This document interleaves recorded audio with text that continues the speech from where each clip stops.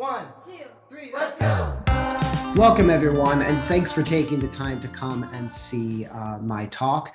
I want to highlight that the title has changed to better reflect what I'm going to be able to cover in 50 minutes. I think I had some delusions of grandeur of what I can fit into 50 minutes. And because the main concept of importance that I wanted to convey was this notion of lingualism as a scale, that is really better reflected in this title.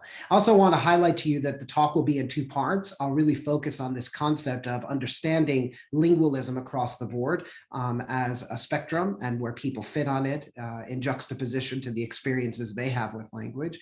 And then in the second part, I'm going to ask for some help from two wonderfully amazing young scholars, two postdocs of many that could have been chosen from my lab to come and help me make those epistemological points, Yanina and Maki, but you'll see them towards the end of the talk. So let's just get started, okay? So raise your hand if you're pretty sure you can distinguish between a monolingual, a bilingual, and a multilingual. I'm not trying to trick you with this question here. I would expect that all of us feel that we can and would be able to. After all, I'm speaking to an audience of people who dedicate their lives to studying psycholinguistics and neurolinguistics, language acquisition and processing. So I expect everybody to raise their hand. Let's look at some cases, though, to see if indeed it's always so easy as these labels might suggest. Sean's 41. He was born in a small town of Louisiana. Sean speaks multiple dialects of American English and can go between them effortlessly. For example, he can speak this wonderfully colorful version of Cajun vernacular English. YouTube it if you've never heard it before. African American English because of where he grew up. However, he's now moved to Los Angeles, and given context, he almost exclusively uses American Standard English, what I'm speaking now on a daily basis. Pedro's 35. He was born in the US to parents who were immigrants from Paraguay. He's the youngest of 5 children, and he's very proud of his heritage, and Spanish is around him a lot in his home and in his community, but he didn't acquire it as a child. Being the youngest, his parents had switched to English in the home. By the time Pedro was even born, his siblings already preferred to use English amongst themselves. He did take 3 years of Spanish in high school, but he doesn't really recall much of it at all. Is he a mono, bi, multilingual? Anna's 21. She was born in Armenia, where she lived until the age of 7. We know at the age of 7, children of that age are speakers in every sense of their language. At 7, Anna became orphaned and was adopted by a lovely family in Sydney, Australia.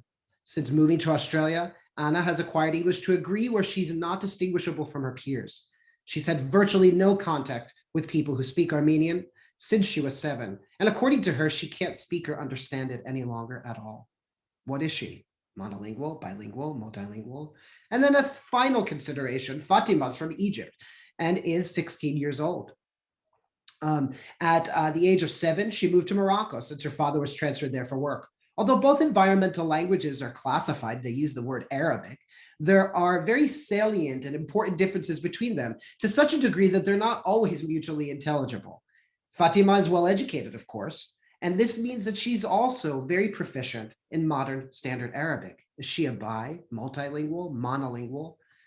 Now, in many cases, we can agree that for many people and under many contexts, all 4 of these contexts would be considered a type of monolingualism or just monolingualism, potentially ignoring the other factors that complicate the comparison between these 4 people who might be taken under the label of monolingualism. The point to be made is that it's not clear cut by these 3 labels alone. And although we have a greater articulated vocabulary for, say, bi and multilinguals, simultaneous versus sequential, passive versus receptive, it's not so clear that even this greater vocabulary allows us to distinguish between individuals in the relevant ways for the type of research as psycholinguists that we do. I'm going to take you on a journey about concerning lingualism and redefining that I hope echoes with your real life experiences and makes sense to you. Okay, so now that we've seen, and I've just given you 13 potential realities, descriptions of, I think we could agree, real people or potentially real people, that determining with just 3 labels, if somebody's a monolingual, a bilingual, a type of bilingual or multilingual, it's quite problematic, right? I'd like to offer the possibility that potentially the time has come to put these aside, or at least our dependency. Obviously, these labels have not only long traditions, but they have lots of value. So the suggestion here is that not that we do away with them completely, but that we understand that different types of mono, bi, and multilinguals really fit along a spectrum. Lingualism on a spectrum, the radical statement. Strictly speaking, there is no such thing as a monolingual, a bilingual, or a multilingual. Rather, all people sit on a continuum of linguistic experience that situates individuals somewhere along the lingualism spectrum. Okay? Why should we care? Is this just terminological wordplay? I don't think so, actually. I think that existing labels oversimplify reality and overlap way too much. Drawing artificial lines jeopardizes a lot of things that we should care about as researchers, right? The perceived or real comparability across studies, our ability to generalize, hone in on conditions of any given factor when it may or may not apply, right? Something can exist but not apply under all conditions of any given construct. For example, bilingualism stands out as a very good example of this, and might very well be at the heart of many debates related to apparent replication issues. The now you see it, the now you don't type of situation, maybe because by using the same label, we are led to believe that we're comparing apples to apples, when in fact we might be comparing apples to, at minimum, other types of apples that taste completely differently, if not apples to oranges. So under such a view, I want to propose that there's no reason to believe that mechanisms would be different. Okay, so the same mechanisms operate over the same variables in all types of lingualism. Outcomes at the individual level are a reflection of the cumulative and dynamic language opportunities one has had. This should be equally true for grammar representations, language processing, and potential domain general cognitive effects related to language experience, although the set of deterministic variables are likely to differ by domain with overlap. I'd like to point out what I think is the obvious: domain general and potentially, I think actually, domain specific constraints of course apply. Timing and age could matter as to how these constraints apply. And this would explain why variation, while abundant and wide, certainly has limits. We can observe those limits. And in fact, we can predict those limits. Linguistic theory actually gives us a mechanism by which we can make some predictions, at least to test. Linguistic experience, so here's some consequences. Linguistic experience, which itself is a difficult construct to define, much less quantify, matters across all dimensions, across multiple dimensions, I should say, of all types of speakers. So-called monolinguals, of course, are no exception. And I'm going to pinpoint and hone in just for a moment on monolinguals because they seem to be treated often as the exception to this obvious acknowledgement of variation and context feeding into that variation. Of course, we already know that education, proxying for literacy, and socioeconomic status in monolinguals is deterministic for competence and performance, judgments and linguistic tasks and usage patterns, not just vocabulary, but also morphosyntactic structure. We know this. We also know that so-called monolinguals with exposure to greater linguistic diversity in their environments, even if you could argue that they only have one system or at most are bidialectal speakers, but of what is recognized as the same language, those that have greater linguistic diversity in their environments show proportionally greater mental flexibility for later language learning compared to monolinguals with less. There is either no such thing as monolingualism, or there are many, many, many types of monolinguals whose linguistic experiences render them irreducible to this single label. This, of course, is true of bilingualism. I think we need to, and we are in current years, unpacking this even more than the vocabulary we have to describe sequential versus simultaneous, or active versus passive or receptive bilinguals. But at least we have an articulation across some type of dimension of different types and therefore recognition of bilinguals that doesn't readily exist. We know it, but we don't have those labels or that vocabulary for monolinguals. Some more consequences. Measuring experience, exposure, and engagement with language is crucial to understanding outcomes for all speakers, traditionally viewed as monolingual, bi, or multilingual alike. Understanding lingualism as a spectrum problematizes assumptions regarding baselines across the board in language research. And that is crucially important, including the often arbitrary notion of nativeness and its confusion with other terms, such as dominance, for example. Heritage speaker bilinguals are native speakers. There's no question about that. They meet, at least for me, the criteria, the minimal criteria, naturalistic childhood learners of their first language, but often it's the case that they're not dominant in that language later down the road. Understanding lingualism as a spectrum has serious consequences for the notion of and the need for traditional control groups in bilingualism, multilingualism research. I'll come back to that in a little bit when I show you some of our recent research. It acknowledges, accepts, expects, and with the right measures in place, predicts already and will be better predictive of a wide array of, again, constrained variation in linguistic competence and performance across all speaker types. It is in principle compatible with or adaptive to any theory of language, language processing, and neurocognitive effects of language, even a modular nativist one. So what do? We need to exchange labels for measures of linguistic experience in the broadest sense, and matching of them for comparisons, save for the quote variable in focus in any given study as potentially deterministic. We need diverse, and we also need exhaustive measures of exposure to input, quality and quantity, language dialectal contact, education, passive and active use of the language, age, but not just age by itself, age of onset, age at the time of testing, but age at the time of significant exposures, or age at the time of shifting exposures. For example, somebody who moves to a different country and finds themselves in a context of potential attrition, or a child that has a home language that gets potentially disrupted or reduced in a large sense at particular ages, so on. Patterns of use in real and apparent time spans, descriptive measures of competence, which we can then lead into proficiency, as opposed to prescriptive juxtapositions against descriptions, either formal grammar descriptions or prescriptive grammar descriptions. We need to understand their social networks, right? And how language is distributing in those contexts. And then, of course, language related to identity.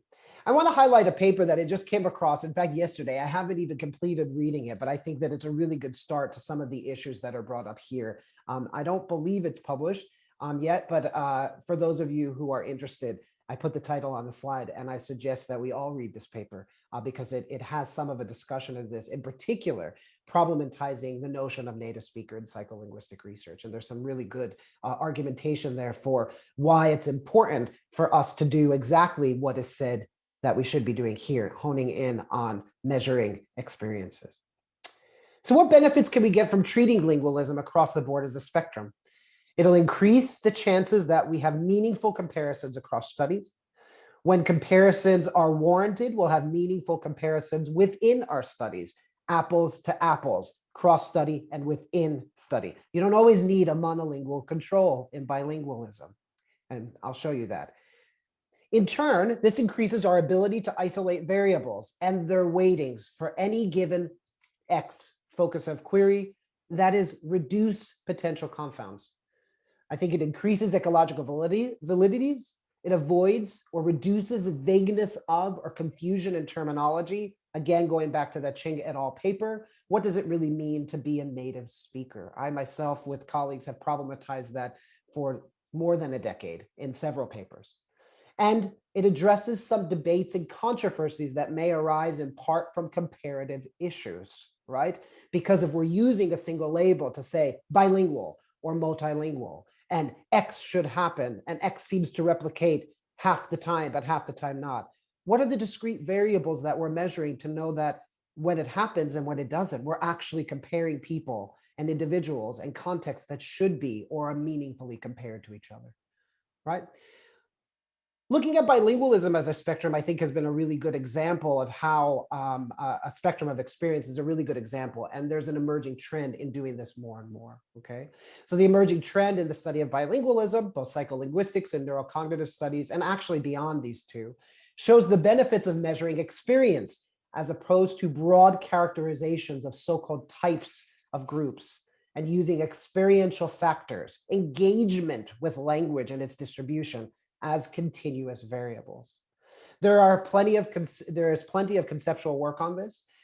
There is an increasing number of really good measurement tools. I'm just going to name some people, and I apologize if you should be on this list. I know this list is growing every day, but Jason Gullifer and Deborah Titone in Montreal have done really awesome work and offered us this, not only the notion, but a metric to gauge linguistic entropy, which of course can be done using various tools, right? In fact, the rest of the tools here, you could derive an entropy score from.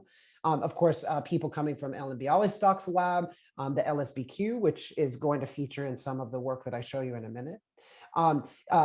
Ping Li's group, the LHQ 3.0, really actually takes seriously this notion that, well, it's not just bilingualism, it's multilingualism, and offers us a tool by which we can look at bilinguals, and it's really excellent. We think and we hope we're actually betting on that right now in some of the studies we're doing with multilingualism.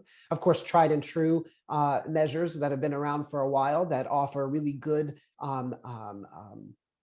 background collection of information, that important information. We have the LEAP Q, we have the BILECT for geared for younger children, and a really good, really good tool that is currently being tested, and we are participating in one of our big studies now. QBEX by Cécile Decat, Ludovica Sedatrice, Sarah Nunsworth, Philippe Prévost, and I believe other colleagues. And this really brings together the quantification of input, especially geared towards bilingual children, and the qualitative aspects of language usage, code switchings, and much more. Okay, so now what I'd like to do is take us through some studies that have been done within my lab, my research group in general, looking at where considering bilingualism now specifically as a spectrum of experiences, right? So the lingualism, but in where more than one language is involved, is considered in juxtaposition to the experiences, both in terms of exposure, so proxies for exposure, but also different indices for the distribution of use and engagement with bilingual opportunities for language use has been used, I think, quite profitably, right? So again, individual differences in language experience and its effects now in the cognitive domain. After I do this, I'll show you some linguistic studies that are profitable in very much the same way, where we're regressing variables of experience to explain essentially individual differences, or mapping and situating people along the spectrum of, in this case, bilingualism, but that's just part of the spectrum, as we've argued, of lingualism. So here I'll talk about two papers. And these are papers that were done as part of Vincent DeLuca, who's at the top picture there, his dissertation, and it's collaborative work with Ellen Bialystok and Christos Pleotsikas. Okay.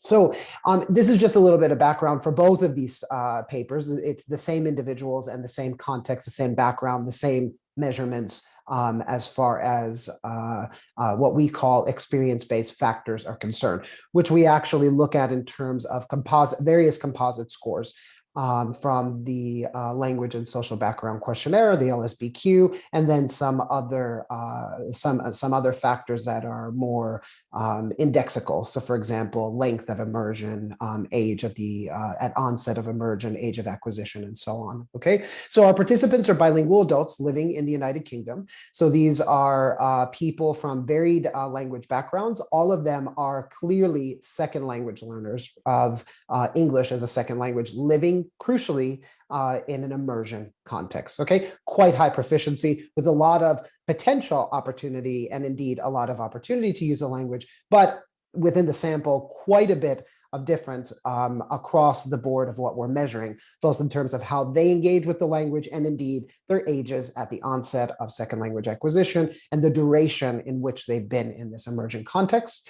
The two studies, these are MRI studies, right?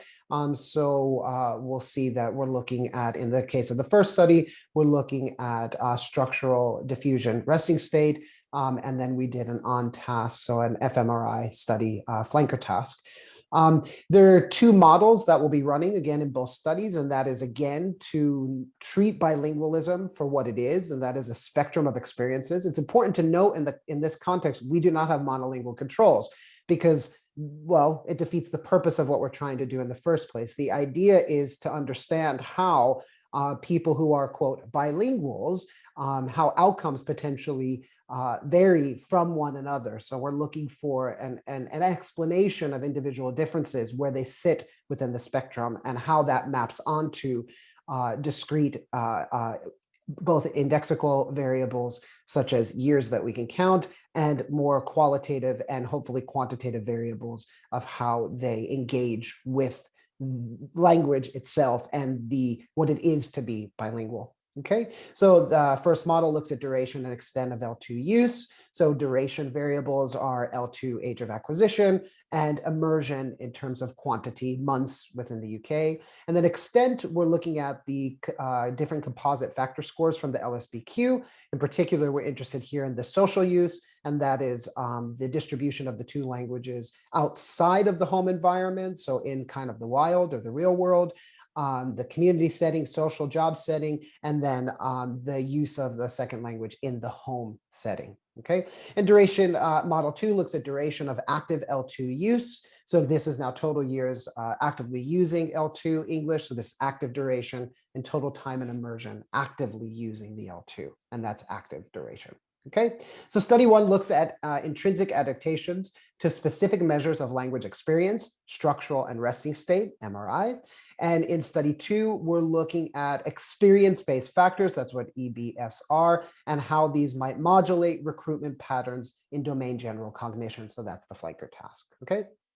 Okay, so for study 1 here, I'm just going to highlight a couple of the results, what is most pertinent to what we, the general remit of what we're talking about. And what we noted is that there was with increased L2 engagement, we saw structural adaptations towards increased control demands in regions specifically involved in language control. So it wasn't random, okay?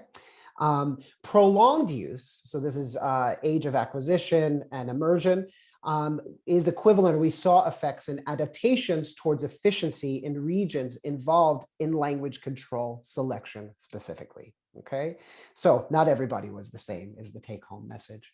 Now here is moving on to the second task. This is the behavioral results. So we're basically looking to see if there was indeed a flanker effect, and there was. So there is a significant task effect. But crucially here, nothing was modulated by any of the EBFs, the experience-based factors. Okay, so we don't see anything in behavior. And there's actually, I think, a really important epistemological point when I get to the next slide, because we're not just looking at behavior here. We are also looking at fMRI, right? So although we didn't see any effect of EBFs regressing to any, being predictive of any individual differences, we do see that effects are seen at the neural level. Okay, so we have duration-based predictors correlate to brain recruitment patterns indicative of increased efficiency. Okay, and extent-based, so this is now L2 social and L2 home, so those composite scores from the LSBQ correlate to recruitment patterns indicating increased control demands. Okay, so to kind of summarize, individual differences in language experience predict or correlate to brain adaptations, duration of use to efficiency in language executive control, extent of use, adaptations towards increased control demands. In other words, degree of adaptation calibrated to degree of experience. Both experiences may modulate one another in terms of neurocognitive outcomes. Okay, so this is actually really important because it relates to the question of whether or not there are knock-on effects, domain general knock-on effects of bilingualism, the life experience of juggling more than one language and all that that involves as it relates to executive functions and control. What we can see here is that the answer to that is both yes and no, or the degree to which this obtains matters and correlates to the degree of opportunity, not surprisingly, to engage in the activities that underlie any type of outcome. In other words, engagement, increased opportunity for this system to be fine-tuned equals the actual fine-tuning of it. So the question really isn't, does X happen in bilingualism? The question becomes, under what conditions of bilingualism might X happen? And that's really the way in which we want to look at it. And looking at bilingualism as a spectrum, or lingualism as a spectrum, allows us to unpack this. Okay, so now I want to go over to the linguistic domain. Here, this is work that was done with Fatih Bayram, Mike Iverson, Tanya Kupish, Dave Miller, Aloy Pujmayenko, and Madet Vestergaard. Okay, so here, before I get into this, I'm going to talk about a specific type of bilingual, and these are heritage speaker bilinguals. A heritage speaker bilingual is a bilingual who grows up speaking and being exposed, oftentimes, uniquely exposed to an L1 in its home context that is not the majority language of the environment, okay? This could happen exclusively, or it could happen simultaneously. So it could be that you acquire, let's say in the context of the United States, Spanish, which is a minority language, at the same time as you're acquiring English, because both languages are spoken in the home, or in many, many cases, in fact, many millions of cases, Spanish is acquired almost to the exclusion of ample exposure, let's say, to English. And then, of course, at school age, English input sharply increases and Spanish input can at least sharply decrease. So let's look at what is claimed to be the case for the developmental trajectories of heritage language bilinguals. So here, if we're talking about the majority language, if they're exposed from the very beginning, so in a simultaneous bilingual context, the idea is that we see a normal developmental growth curve for what we expect, even in context of so-called monolingualism, right? There is a development of language through early childhood, and then we see a plateauing in adulthood of the linguistic competence system. Now, if we're talking about the majority language in child L2 learners who are exclusively L1 speakers of the minority language at home, they start later. And there's a sharper increase. So there is a speeded up process, if you will, of acquiring the majority language. But as you can see, this is showing that they catch up. Now, what about the minority language, right? Now, in all cases, remember, whether they're simultaneous or whether they are sequential bilinguals, the home language is the minority language. So it's always going to start from birth. And here, the idea is that the projection is that there's a normal, again, against a baseline that's, it's not so clear that a monolingual baseline should be the baseline of it. But if you're comparing them to a monolingual baseline, there seems to be a typical development until around school age, where again, that input is going to basically switch in terms of quantities at a minimum, and will shift down in the home minority language. And there are consequences for the continued development and indeed the maintenance of the heritage language throughout the lifespan. Okay. Again, what I want to highlight is that this only makes sense when you are comparing this to a baseline and an assumed baseline of quote unquote typical normal development. In other words, Spanish in the Spanish-English context in the US, in this view, suffers in a way as a result in terms of achieving linguistic competence that would be expected and comparable, other factors notwithstanding, to monolingual counterparts.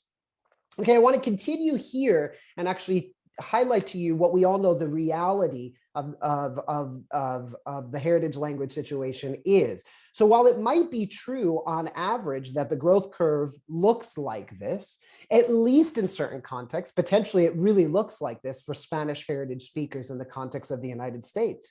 The truth is that even in that context, not all individuals look like this. And certainly as we started to expand in the field to look at Spanish as a heritage language in other contexts, let alone other languages as heritage languages outside of North America, certainly this doesn't even hold as the general pattern always for even large groups. But let's look at what it actually looks like now that these are individuals and not aggregates. What it seems to look like is individuals show differences all over the place, or their growth curves look different. And again, these growth curves are just in comparison, if we're talking about normalcy, to that typical monolingual baseline of what we expect in terms of development in the linguistic system and the outcome grammar, okay? So it's actually all over the place. And the point here is that we want to understand this individual difference. We want to place them on this spectrum of lingualism, okay? So I'm going to show you a study, as I showed you before, that we did within our research group. And that study was on Turkish as a heritage language in the context of Germany. And there we were looking at a specific domain of grammar, in fact, several domains, but I'm going to show you just looking at passives, the passive structure. We had 3 research questions. The one of most relevance for our purposes is the third. If there are differences between the heritage speakers and controls, here we did have a monolingual control, and or simply between individuals of the heritage speaker group, what we're much more interested for our purposes here, how and why might such differences obtain? Okay, so here we actually had limited information at the time. We run much more extensive background questionnaires to get at different factors. For example, we now have an adapted LSBQ version, and we're using QBEX when it's age appropriate to get much more detailed information about exposure and engagement with language, with the 2 languages for heritage speakers. But at the time, this was 5 or 6 years ago when we collected the data, actually even more, we had this information to regress. So we use mixed effects logistic regression modeling to look at the extent to which any of these factors, or indeed a combination of these factors and interaction, might predict individual differences heritage speaker to heritage speaker. We looked at age at the time of testing. I should say that we looked at 9-year-olds to, I believe, 14-year-olds. Parents, and parents is defined here. Remember, these are Turkish heritage speakers in Germany. The parent variable was either that both parents came from Turkey and were immigrants, so the child was first generation, or one of the parents came from Turkey and the other parent was themselves a heritage speaker of Turkish. So in all cases, both parents spoke Turkish, but you had one who was an immigrant and one who was a first generation parent to kind of a 1.5 generation. And then also we had some people who had 2 heritage speaker parents who spoke Turkish at home, but themselves were heritage speakers. And then we looked at L1 literacy. Now, admittedly, this is a very rude and crude measure, the way that we did it. It was the information that we had. We broke literacy down into 4 kind of sweeping things, but as you'll see, it comes to bear as being fruitful. We marked people as no literacy if they reported never having had any type of formal education in Turkish, and they don't read, they don't write, they don't go on the internet, they don't try to text their cousins, nothing. It's just oracy. Then we had people which we label low level proficiency, and these are people who also had no formal training with written Turkish and Turkish literacy, but who do go on the internet and do engage and do read magazines and try to read books and indeed try to text and sound out things to text, say, their family. Medium level literacy were people who had between 1 and 3 years of Sunday schools in Turkish, and these are provided in their local environments in Germany by the Turkish government. And then high level proficiency were people who had 5 years or more of these Sunday classes in which formal literacy training is provided. Okay, so within the methodology, all I want to say is that this was an elicited production task.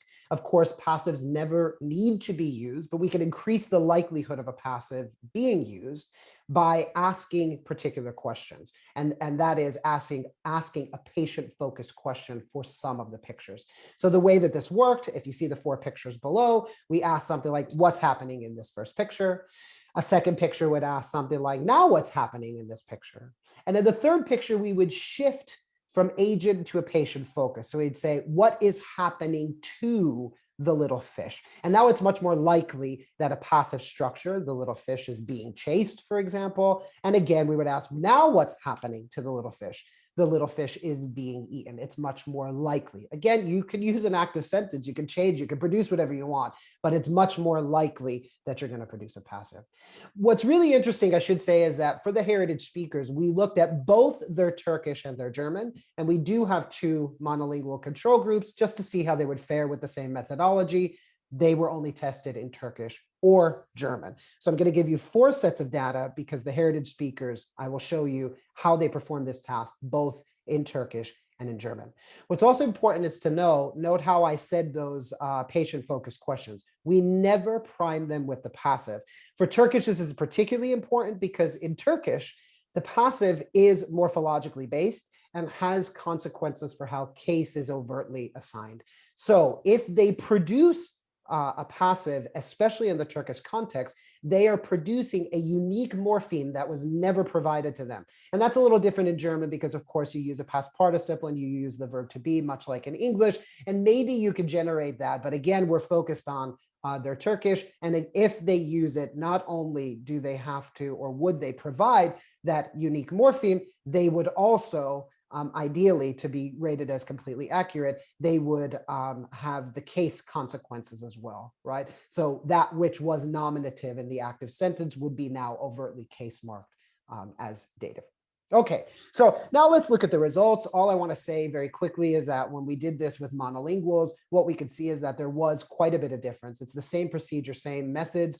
And what you can see is on average, 19 out of 28 opportunities, that's 28 patient-focused questions.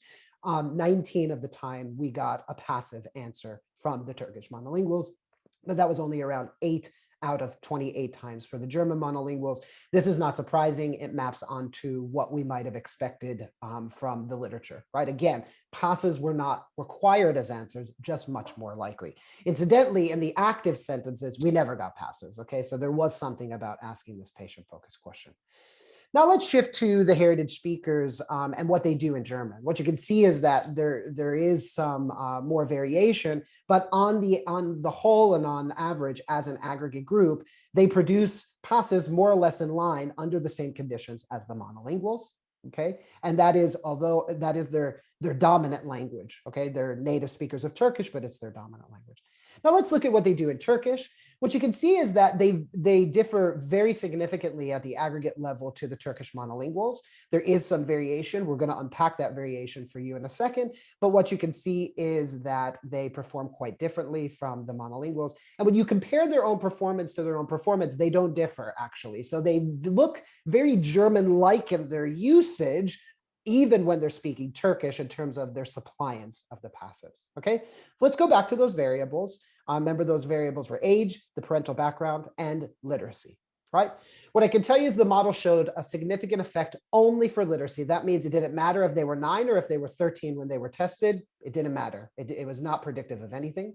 And their parental background, which is potentially surprising, maybe not so when you were looking at this domain of grammar, really didn't matter either. So did it matter? And you might imagine that the quote quality of the input in the in the Turkish immigrant, 2-parent immigrant home is different from when there are 2 heritage speakers providing you the Turkish input, but that didn't matter at all. What did matter was literacy, and it mattered quite a bit. And as you can see from the scatter plot, it mattered actually beautifully and wonderfully. So what you can see is that if you had no literacy training whatsoever, to if you had 5 years or more, in fact, and you can read the paper, you were 16 times more likely to fall within the range of the monolinguals who also varied in their suppliance.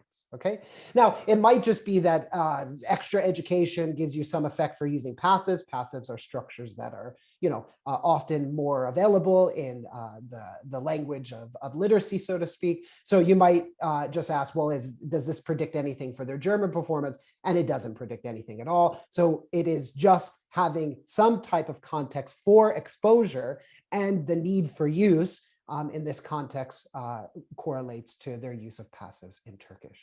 Okay, now I want to also show you, and I think this is important, that with these exact same learners, different measures are going to have different predictors, right? So different variables regress to different domains. So here we did a frog where are you story. This is a picture book, right? And it's in a way it's a structured but freely elicited narrative production. And in that we're going to look at two measures. We're going to look at type token ratio. So this is a measure of lexical sophistication, density, what have you. And we're going to look at morphosyntactic complexity.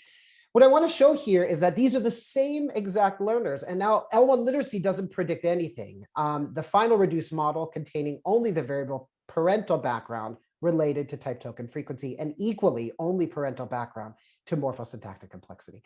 Now that's not surprising when you think about what these two more global as opposed to a specific domain of grammar are measuring. But what's very interesting is that actually the same learners can cluster differently and similarly together in terms of what experiential based factors parental background proxying here, probably for quantity, but also quality of the input that they're hearing. All right, so now that we've made the case in part one for the lingualism scale, I'm going to turn over to part two. And to do that, as I mentioned before, I'm going to invite two of my wonderful colleagues, that is two of my postdocs working in the Polar Lab, our lab, to talk to you a little bit about methodology and when lingualism includes more than one language. It wouldn't be a complete talk from our lab if we didn't give you some insights into lingualism with more than one language or by multilingualism. I'm going to give the floor over to Yanina, who's going to talk to you about pushing the envelope, examples of what can be tested, we think, better when there's more than one language involved, and then adapting protocols within bilingual studies. Yanina will give the floor over to Maki. So with that said, Yanina, why don't you take it away? Thank you, Jason. And hi, everyone. My name is Yanina Prystauka, and I'm a postdoc at the Arctic University of Norway, working with Jason. I will talk about how we can use bilingualism as a natural lab to study prediction and integration in sentence processing. Specifically, I will claim that bilingualism provides unique insight into the study of prediction and integration at multiple levels of representation. For example, if I show you the sentence, "Be careful, the top of the stove is very," I'm sure that a lot of you or most of you generated a very strong prediction for the word hot. However, it's not just the lexical item hot that we're predicting. We're also anticipating an event or a concept associated with this word, the phonemes that it's comprised of, and other features not included into this little cartoon here. We can also generate predictions for several words at the same time with different strengths of expectation. Now imagine we study the same phenomenon in a Spanish-English bilingual who also happens to be a habitual code switcher. For them, the amount of sentence continuations is doubled, and the sentence could very well finish in a Spanish word caliente, which is a direct translation of the English word hot. So we can take advantage of this phenomenon and now use it to disentangle prediction and integration at lexical and conceptual levels. So Jorge Valdez-Croft and colleagues did exactly this. They compared brain responses first to the unexpected continuation in the same language, like the word dirty here, and they found a good old N400 response. They then looked at what happens when the sentence ends with a lexically unexpected word caliente, keeping the conceptual structure the same. And they found a late positivity component, which is associated with the processing of unexpected information or with sentence level reanalysis. So given this finding alone, we can conclude that processing unexpectancy at conceptual and lexical or simply lexical levels engages different neurocognitive mechanisms. And this phenomenon of code switching can generate a lot of very productive paradigms for studying other questions related to prediction and integration of information across multiple populations of speakers and in different contexts. So in our lab, we want to take this code switching phenomenon a bit further and to look at what happens to disconfirmed predictions. Stromers and Kara Federmeyer looked at it in a monolingual setting, taking advantage of the repetition effect, such that the N400 component is reduced for repeated words relative to the words not previously seen. And they found the same effect for expected but not seen words, like in the context here. And in a collaborative project we're running right now, we'd like to add another condition to this paradigm, specifically an intersentential code switch, where we first present a strongly constraining sentence, which ends in an unexpected word in Spanish, and we'll later probe for the predicted word using English. Stay tuned for our results. And now I'll hand you over to Maki. Thank you, Yanina. To compete with her background, I also put pictures of Tromsø at night. My name is Maki Kubota, and I'm also currently a postdoc working with Jason at UIT. Okay, so in my section, I would like to talk about what we seemingly might think is a non-trivial choices that we make when constructing both linguistic and non-linguistic experiments. So I've worked with a lot of linguistic and executive functioning experiments, for example, like the GJT or self-paced reading or picture selection tasks. And when I'm constructing these tasks, I may just be focusing on the task itself, but take an example of this language switching paradigm. So we're asking the participants to switch flexibly between the two languages, English and Japanese. However, if we're going to measure this precise switch costs in this paradigm, we also need to really think about the language of the instructions, right?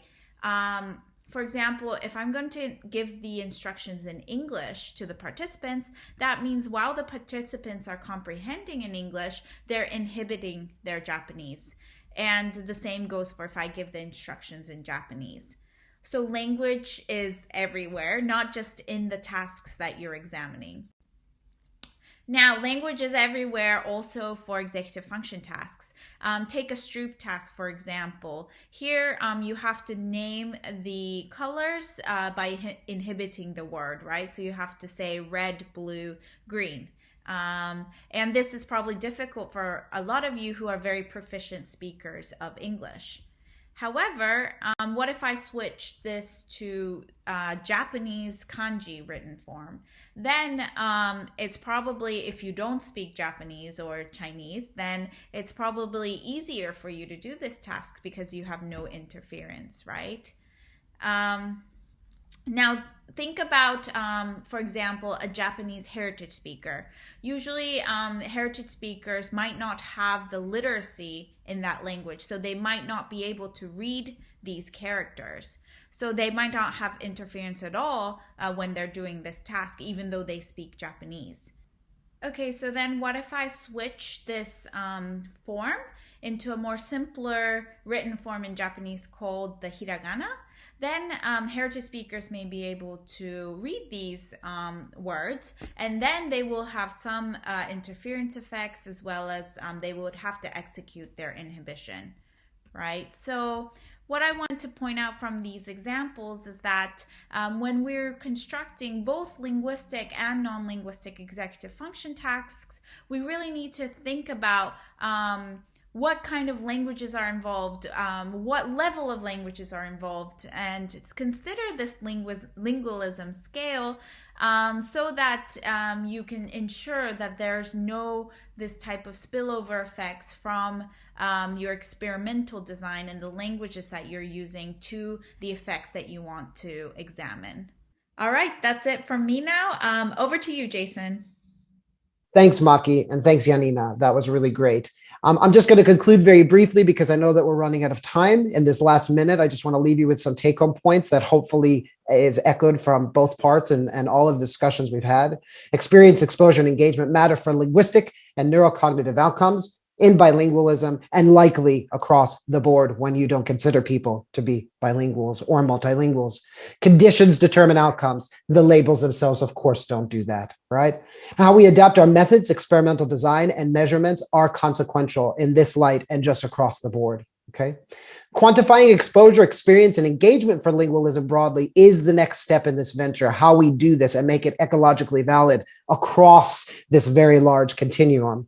I think it will map onto the spectrum of individual differences beyond bilingualism, increase accuracy and validity, aiding in multiple methodological issues, reduce arbitrariness and confusions of labels. In other words, we'll be able to understand things not as apples versus apples with a bite out of them, complete versus incomplete or whatever, what have you, but indeed understand things for the apples to apples, but different apples to apples that we are comparing, be them bilingual, monolingual, multilingual, or understood in this spectrum of lingualism. Of course, all the work that we do is not free, and we want to thank our funders. And you can see a listing of them. We're really grateful for all the funding with all the projects that we have running out of the Polar Lab. If you're interested in our work, at Polar_Lab for Twitter. And of course, we're part of this larger, amazing center that we're really exciting about, Aqua Aurora Center. And of course, you can learn more about that at Aqua_Aurora, as you see on the screen in Twitter, and the websites are there. Thank you so much for your attention. And in a final moment, I want to thank the organizers for doing an amazing job at bringing this virtual conference to us. It really was an honor and a privilege to have been asked in the first place and to deliver this. So thank all of you, all the people involved behind the scenes for your hard work and effort, in particular because I've had most contact with Alice Yonandoni. Really, thank you very much. And of course, Jose, who walked me through this. Take care. For such a wonderful discussion. I'll start over again. 5, 4, 3, 2, 1. Maki, I'm going to start this one over as well. Okay. Here is my presentation.